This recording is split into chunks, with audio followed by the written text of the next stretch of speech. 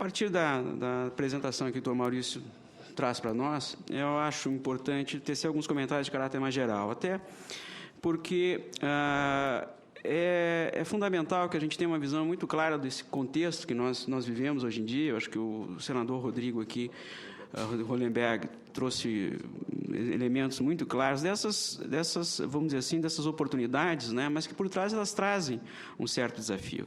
Se nós tivermos uma perspectiva histórica aí, né, se a gente ver como a questão de desenvolvimento no Brasil tem sido tratada nos últimos 30, 40 anos, né, a gente sai daquela discussão mais focada simplesmente numa visão econômica. Começamos a avançar muito nos últimos 10 anos na discussão do social, né? A questão do crescimento, ela tem que ser relativizada com a questão, com o aspecto de inclusão social, e nós estamos, né, avançando bastante. Essa casa, por exemplo, tem dado grandes contribuições na construção de marcos legais que trazem essa perspectiva de política integrada, né? Então, esse movimento que se faz, né, na sociedade brasileira, de uma forma geral, nos últimos 40 anos, ela tem se refletido no marco legal e também tem se refletido na política ambiental, né? Não só sob uma perspectiva nacional, mas do diálogo que ela faz com o mundo globalizado. Então, se a gente olha a década de 70, o que se fazia, né? Fundamentalmente, controle de poluição e unidade de conservação. Chegando na década de 80, aparece a Política Nacional de Meio Ambiente, começa assim uma perspectiva mais preditiva, né? Aparecem os instrumentos da política, como os estudos ambientais, o licenciamento ambiental, mas ainda de uma visão muito isolada da questão ambiental.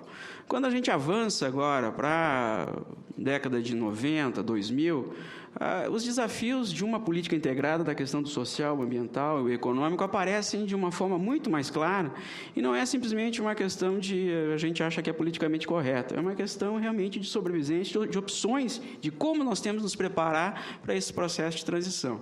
E a questão da economia verde, aí a gente tem que ter um certo cuidado com esse conceito, ela aparece dentro desse marco aí evolutivo que nós estamos vivendo.